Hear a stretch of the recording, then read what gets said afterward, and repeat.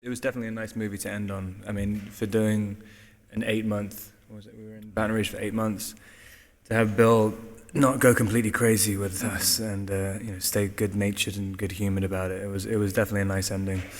And also we got to shoot the one scene in the entire series, which was actually in a warm place, which we ended on, which was really nice. That's what the sequel is going to be: Belle and Edward in the Caribbean, and they have 6 more kids. The sex, I mean, I had to put on, because it's a PG-13, I had to put on this like male thong. I mean, and as soon as you put that thing on, you just get into it. You just go straight into character. I really felt really at home.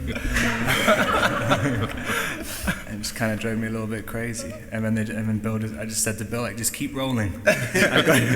You got to capture every moment. I'm not done yet. Every moment. When we did the first movie, no one, I mean, correct me if I'm wrong, I mean, like, no one had any idea that it was even going to be even vaguely getting the reception that it got.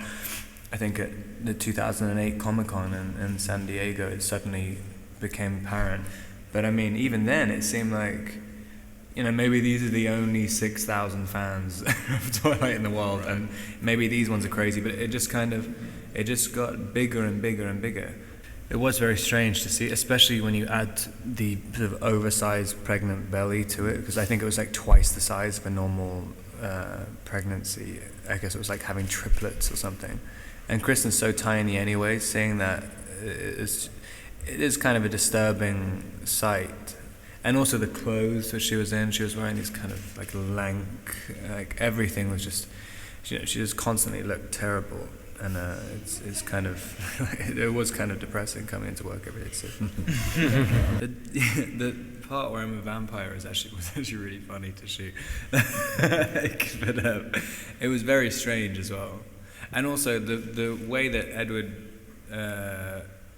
Edward's kind of tactics when he's hunting bad guys, I guess, is very, very strange. I mean, I love that bit. It's like, I'm going to go to the cinema to sniff out some rapists. It's really odd. But it just shows how kind of strange a creature Edward is. I really like working with babies. It's like, especially in Twilight movies, because he kind of, playing vampires, I think all the Cullens had issues with the kind of, you're never doing anything. You're never tying a shoelace, you're never eating, you're never watching TV, you never do any human activity. You're just always just kind of in a room. And it makes it quite difficult to think of, how to naturalize things. As soon as you have a baby on set, that's your motivation. You can completely not think about anything else, and it really freed me up. Also, I just kind of like babies. I mean, they're just kind of cool. And the baby we had as well was a great actor. It was only 3 weeks old, and he was playing a girl too. That's right. I think it's a really bittersweet feeling. It is. It's exciting, especially because we're so proud of these last 2 movies that we do just want to release them and have the world see them. But at the same time, it is a bummer because for me, it's been such a huge part of my life, and it was tough to say goodbye to. I'm just surprised they're still here, because every time we see it does get bigger and bigger, and the fans do become more passionate. But then I tell myself there's no way that they're going to be around next year for the next movie, and sure enough, they are. So no, it's amazing to be back here promoting movie number 4, and the fans are still here supporting us and just as passionate as they ever were. It continues to blow my mind. This franchise has given us, all of us, an amazing opportunity to go off and do different things and challenge ourselves as actors. And the great thing is we didn't have to wait for the whole franchise to be done for us to be able to do that. We have been fortunate enough to do movies in between the franchise. And I mean, that's the greatest thing I could ever ask for.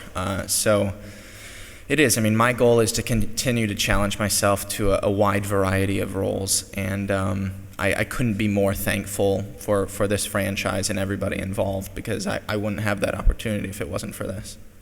I wasn't sure when I read the last book. I wasn't sure what I was reading was actually happening. I was really confused, and I was very interested to how we would film the imprinting scene.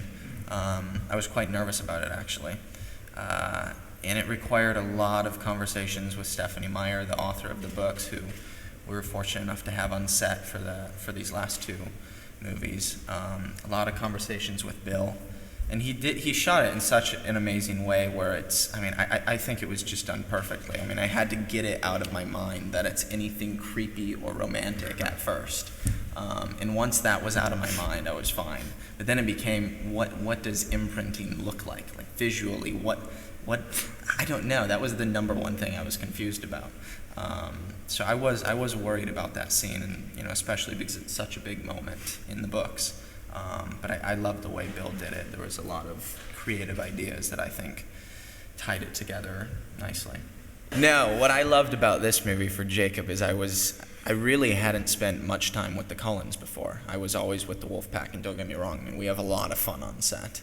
But it was great because I was able to bounce back and forth. I was able to spend time with the pack and more time with Boo Boo and Julia, who are both amazing people, and then also spend time with the Cullens, which was a new thing for me. And the vibe with the two different families were so different. So I mean that was special. But no, Boo Boo and Julia are great and very talented, and I think they both do a really good job on this movie. I've always deathly been afraid of sharks. Always. That's so easy to avoid. It is, but I'm so stupid I choose to go shark diving. I've done it multiple times now, but I don't know, I feel like it kind of... terrified of. I mean, it's supposed to be scary. Yeah, it is. I don't know, it's a good one, I guess. But I would literally be afraid to go in the ocean because of sharks. It's going to be weird. Bill? Tall buildings. Balconies that I want to throw myself off of. Especially right now.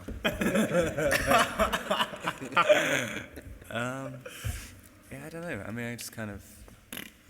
Rob's not afraid of anything. Yeah, I'm not afraid of anything. Can conquer the world. But the timing was right, and then I read the book, and it was so... first of all, I felt like, you get to do, it's kind of cheating, you get to do the third act. Everything else had been leading up to this, and this is where everything finally happens, And it was so crazy in a way, that things had happened, and I was kind of like, wow, I don't think you can film that. And I started to think about it more and more, and I thought, well, there's a way to do this and that and the other thing. So it felt like one of the more challenging things I'd read.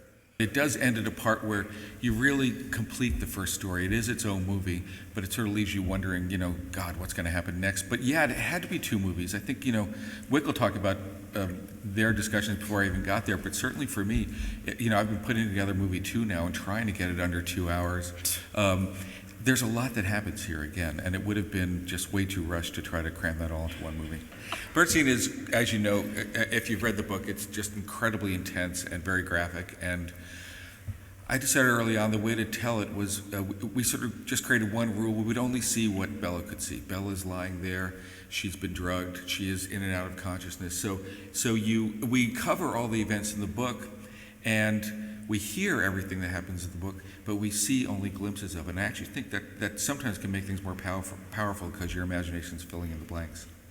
What we've always found with all of the books and turning them into the movies is that the fans always want more. Everything you cut, you get lambasted for. So this is the longest book. It was very clear early on that we couldn't fit everything into one movie. So Stephanie and Melissa Rosenberg, the screenwriter, worked together to really kind of come up with an idea of how to separate the two. No, we discussed, when we set out to make the movies, whether we do them in 3D because everybody was, and I think we ultimately came to the decision that these movies don't require 3D. If anything, we would have thought about doing the second one in 3D, but we're not fans of the conversion practice, so since we were shooting both movies together, it would have been very difficult to have 2D cameras in the morning and then 3D cameras in the afternoon, and at the end of the day, the stories hold up without 3D. It takes place in a real world, and you want to experience that, and it felt like a gimmick at the end of the day to do it.